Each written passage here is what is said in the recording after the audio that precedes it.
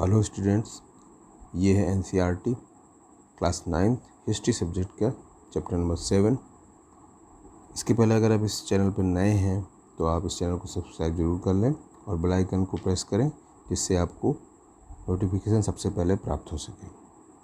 आज हम देखेंगे चैप्टर नंबर 7, इतिहास और खेल, क्रिकेट की कहानी, history and sports, the story of cricket. इससे संबंधित पाठ्य पुस्तक के क्वेश्चन आंसर। तो पहला क्वेश्चन है, टेस्ट क्रिकेट कई मायनों में एक अनूठा खेल है। इस बारे में चर्चा कीजिए कि ये किन किन अर्थों में बाकी खेलों से भिन्न है। ऐतिहासिक रूप से एक ग्रामीण खेल के रूप में पैदा होने से टेस्ट क्रिकेट में किस तरह की विलक्षणताएं या विशेषताएं पैदा हुई हैं। तो इसका आंसर है,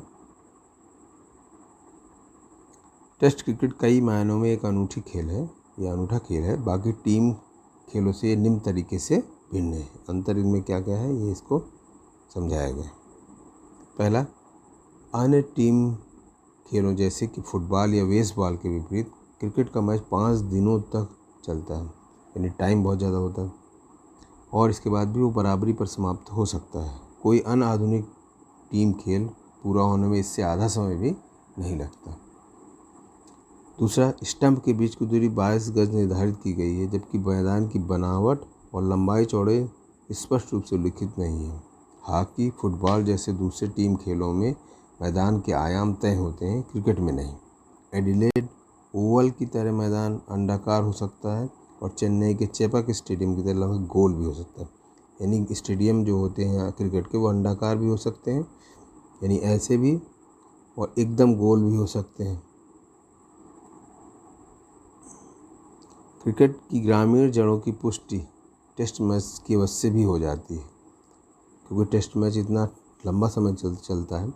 शुरू में क्रिकेट मैच की समय सीमा ही नहीं होती थी। खेल तब तक चलता रहता था जब तक एक टीम दूसरी को दोबारा आउट न कर दे। ग्रामीण जिंदगी की गति धीमी थी और क्रिकेट के नियम औद्योगिक क्रांति से पहले बनाए गए थे। तो इसमें मेन ये है, इसको आप नोट कर सकते हैं या आप इसके स्क्रीनशॉट लेके बाद में नोट कर सकते हैं। दूसरा प्रश्न है, ऐसा उदाहरण दीजिए जिसके आधार पर आप कह सकें कि 19वीं सदी में तकनीक के कारण क्रिकेट के साजो सामान में परिवर्तन आया। साथ ही ऐसे उपकरणों में से कोई एक उपकरण दीजिए जिनमें कोई बदलाव नहीं आया। एक उदाहरण दीजिए।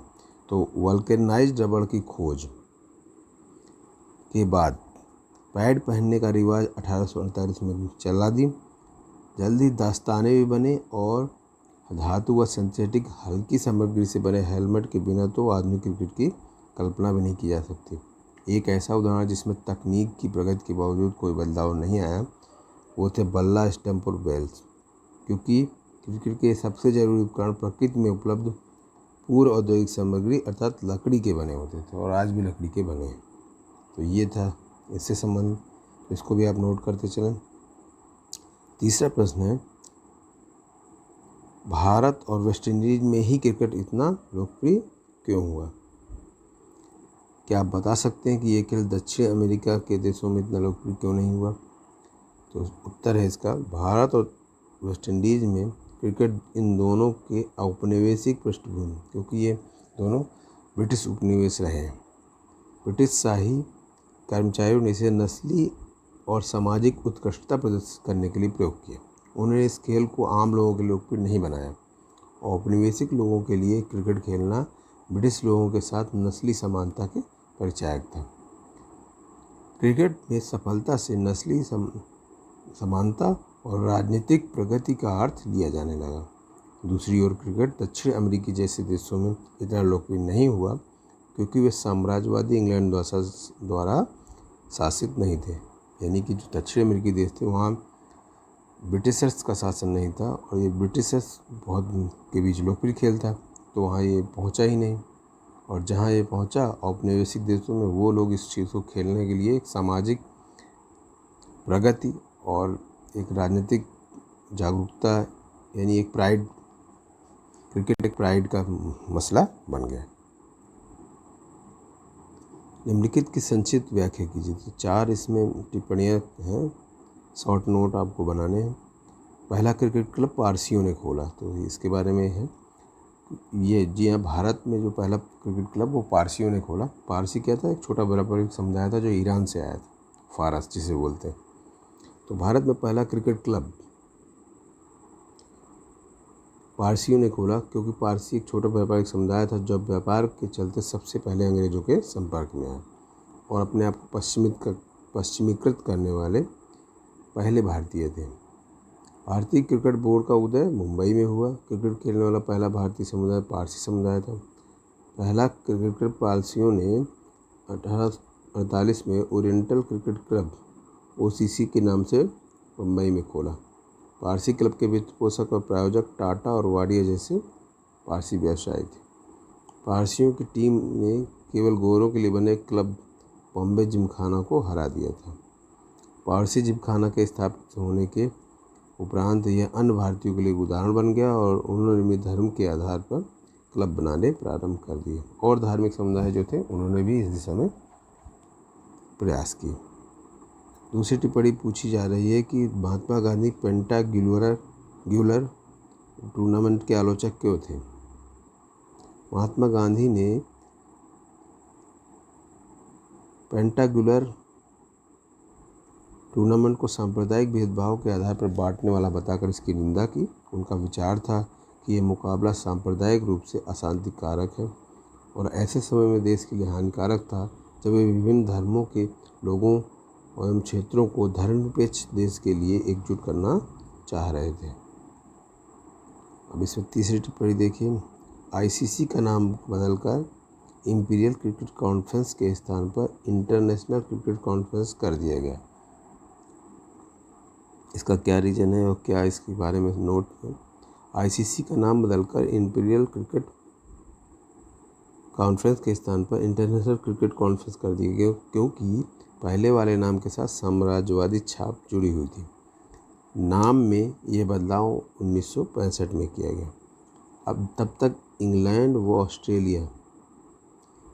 ऑस्ट्रेलिया के नियामक प्राधिकरण पर एकाधिकार था। यद्यपि वैश्विक बदलावों को दर्शाते हुए ICC में बदलाव आए हैं, सभी टेस्ट खेलने वाले देशों को बराबर सदस्यता देने के लिए इंग्लैंड और ऑस्ट्रेलिया के विशेष अधिकार को समाप्त कर दिया गया। इसलिए नए नाम ने इस बराबरी पर जोर दिया। तो चूँकि इंग्लैंड में और ऑस्ट्रेलिया इनका विशेष अधिकार था, ये दोनों देश क्रिकेट खेलने में बहुत आगे थे, तो उसको भी समाप्त कर दिया गया, क्योंकि ऑडियंस जो है वो भारत और दक्षिण एशिया में भारत, पाकिस्तान, बांग्लादेश इनमें ज़्यादा है। अमेरिकन देश इसे खेलते नहीं हैं और यूरोप में उतनी आबादी नहीं है, तो उस बाज़ार को देखते हुए ये बदलाव आए। चौथी टिप्पणी है ICC मुख्यालय लंदन की जगह दुबई में स्थानांतरित कर दी गई। ये भी वही बात हुई जो मैंने भी बताई कि जहाँ पर इसकी ऑडियंस होगी वहीं पर इसको ले जाया जाएगा, जिससे कि ये अंततः इसका अस्तित्व बना रहे।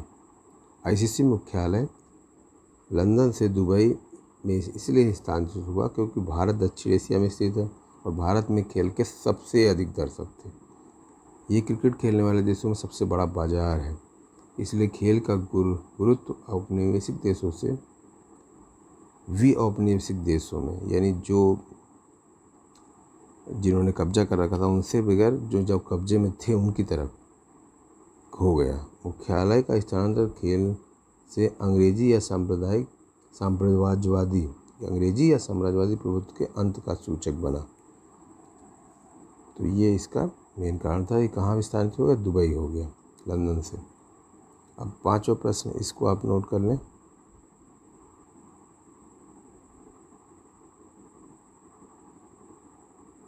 इसके बाद पांचवा प्रश्न है, तकनीक के क्षेत्र में आए बदलावों, खास तरह से टेलीविज़न तकनीकी परिवर्तनों से समकालीन क्रिकेट के विकास पर क्या प्रभाव पड़ा? अब क्रिकेट का दर्शक ज़्यादा बढ़ जाएंगे टेलीविज़न तकनीक की वजह से, क्योंकि लोग जाके देखना, सब लोग इतने संख्या में लोग पहुंच के नहीं देख सकते जितना टेलीविज़न के माध्यम से करोड़ों लोगों तक ही पहुंच सकते हैं। तो इसका उत्तर है, तकनीक में उन्नति के कारण विशेषकर उपग्रह टेलीविज़न ने दर्शकों की संख्या में वृद्धि करके समकालीन क्रिकेट के विकास को प्रभावित किया। रंगीन वर्दी, रक्षात्मक हेलमेट, क्षेत्र रक्षण की पाबंदियाँ, रोशनी में रात में क्रिकेट खेलना, सीमित ओवर के मैच आदि ने इस पूर्व औद्योगिक ग्रामीण खेल को बदलते हुए आधुनिक विश्व के साथ बदलने में सहायता की।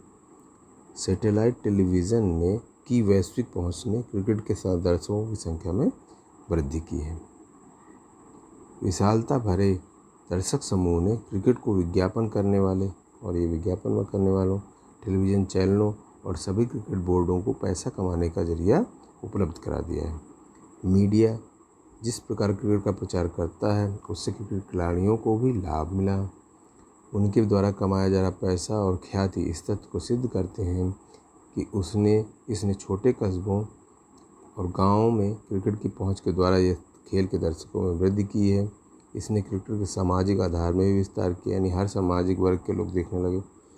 जिन बच्चों ने बड़े शहरों में के बाहर निवास करने के कारण कभी भी अंतर्राष्ट्रीय क्रिकेट नहीं देखा था, जहां वो उच्च स्तर का क्रिकेट खेला जाता है, वे भी अपने पसंदीदा खिलाड़ियों को देखकर उनकी नकल करने लगे। उपग्रह टेलीविज़न तकनीक तथा बहुराष्ट्रीय टेलीविज़न कंपनियों के आगमन ने क्रिकेट के लिए वैश्विक बाजार का निर्माण किया। तो ये टेलीविज़न का असर है, क्योंकि आपने देखा ज़्यादातर मैच हमने सबने टेलीविज़न में ही देखे हैं। ग्राउंड में तो कुछ हज़ार लोग ही पहुंच सकते हैं और उसके मैच को देखने वाले लोग करोड़ों होते हैं। तो ये थे इस चैप्टर के 5 क्वेश्चन, आप इनको नोट कर लीजिए और इन सबको आप एक नोट्स के रूप में बना लीजिए जो एग्ज़ाम में आपके काम आए। तो आज की वीडियो में इतना ही। वीडियो देखने के लिए आपका बहुत बहुत धन्यवाद। वीडियो को लाइक ज़रूर करें और अपने दोस्तों को भी शेयर करना न भूलें।